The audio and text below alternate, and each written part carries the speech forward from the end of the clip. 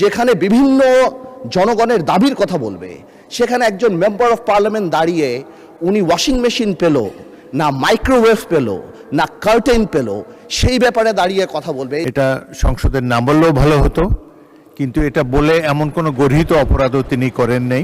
একজন সদস্য তিনি সবার জন্য একটা বিষয় চেয়েছেন, আপনি রাইটলি বলেছেন যে এটা হাউসে না বলে এটার জন্য কমিটি আছে ওখানে বললেই হতো। ওনার কাছে চাইছে নাকি কেউ যে উনি দিবেন?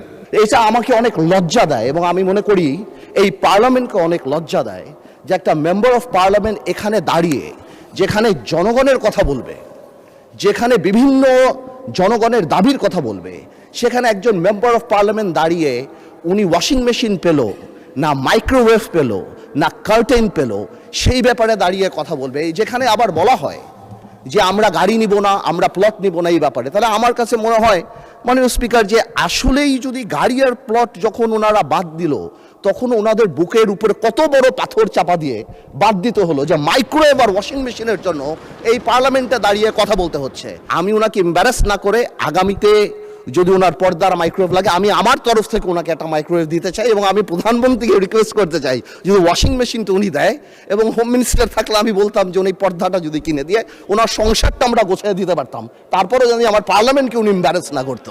আপনাকে ধন্যবাদ স্পিকার। মাননীয় সদস্য, এটা পয়েন্ট অফ অর্ডারের মধ্যে পড়ে না। দ্বিতীয়ত, যে সদস্য বাজেট সেশনের উপরে বক্তব্য রাখতে গিয়ে বলেছেন, বাজেট সেশন এমন একটি সেশন, বাজেট বক্তব্য এমন একটি বক্তব্য, সেখানে অনেক বিষয়ে বক্তব্য রাখা যায়, এবং তাছাড়া একজন সদস্য তার সুবিধা অসুবিধার কথা বলেছেন। আমি মনে করি এটা সংসদের না বললেও ভালো হতো, কিন্তু এটা বলে এমন কোনো গর্হিত অপরাধও তিনি করেন নাই। আমাদের হাউস কমিটি আছে, সেখানে আমরা সংসদ সদস্যদেরকে আসবাবপত্র ইত্যাদি আমরা দিয়ে থাকি। সেই হিসাবে তিনি যদি সকল সদস্য, তিনি তার নিজের জন্য চান নাই, সকল সংসদ সদস্যদের জন্যই, যারা হাউসে সংসদের দেওয়া ভবনে যারা বসবাস করে তাদের সম্পর্কে বলেছে। সুতরাং এটা এমন কোনো গর্হিত অপরাধ হয়নি।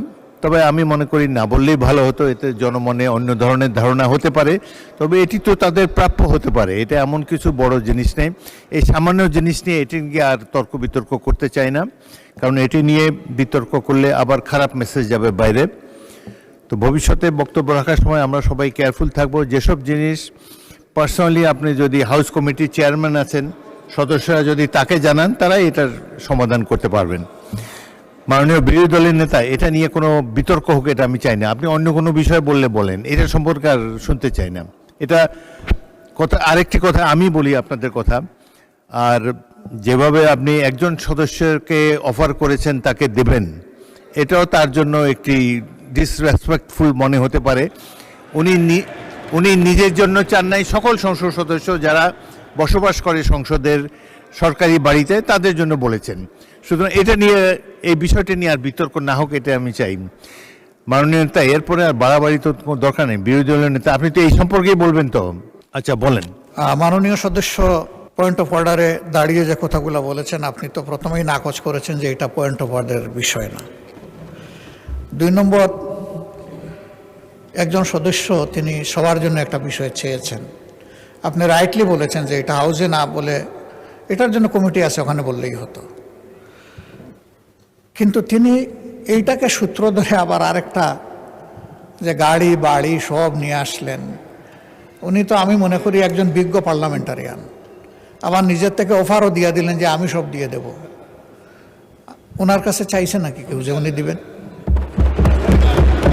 আমার মনে হয় যে আমাদের মানসিকতাগুলো এমন হওয়া উচিত যেটা এখানে দাঁড়িয়ে অন্তত কেউ কারো সম্মানে আমরা আঘাত করব না। আমরা আশা করব যে আমি সহ আমরা সকলে আগামীতে এগুলোর প্রতি আরও যত্নশীল হব। ধন্যবাদ মাননীয় স্পিকার।